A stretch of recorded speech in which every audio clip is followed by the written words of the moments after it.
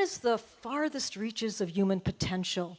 You know, it's said that Einstein used only 5% of his full mental potential. So I have no idea, and I suspect you have a very good idea of what it looks like to develop full potential. So, First of all, we need to identify different faculties that a human possesses. It's not just the brilliance of mind, but he also has um, a heart factor. That's the feeling factor. You know, some may be very brilliant, but how do they feel about themselves, about everybody around them?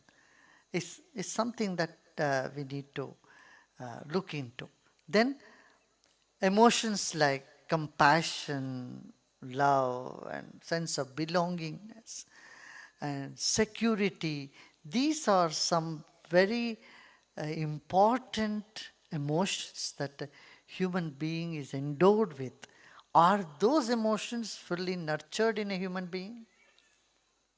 Then you have the other aspect of centeredness. Is one centered, or are they able to, how much stress one is able to take, how many challenges one is able to take on. So all these aspects cannot be ignored when you talk about a human potential. Human potential also includes the sharpness of intellect and their communication skills and their confidence.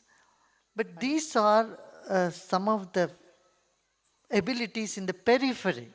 That's not the most needed one.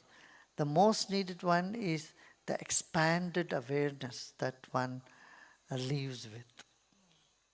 You know, that is something that indicates one's ability is being used more and more. The intuitive ability is another area that we all possess. As kids, we all are born with it, but we were never taught to nurture that. If we can nurture that intuitive aspect of our consciousness and retain it, protect it from the childhood, we would be exploring many dimensions that are here with us.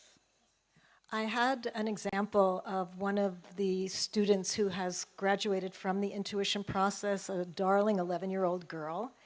And what I saw, there's no scientific explanation that I have ever come up with that allowed for that to happen. So I'm wondering what I saw, which seemed impossible, but as a scientist observing, I know it was possible. I was observing it. This little girl was able to, with her mind, move sticks around a table, blow them off the table, copy things in languages with characters that she'd never seen before, languages she'd never even heard of that I knew that she didn't. Can you talk a little bit more about We how have this... 80,000 kids like that today in the world who have been trained. 80,000. And there are children who can blindfolded go in bicycle and move around the obstacles they find in their path. So this indicates that they are using another part of their consciousness or brain, which beckons scientists like you to do research on it.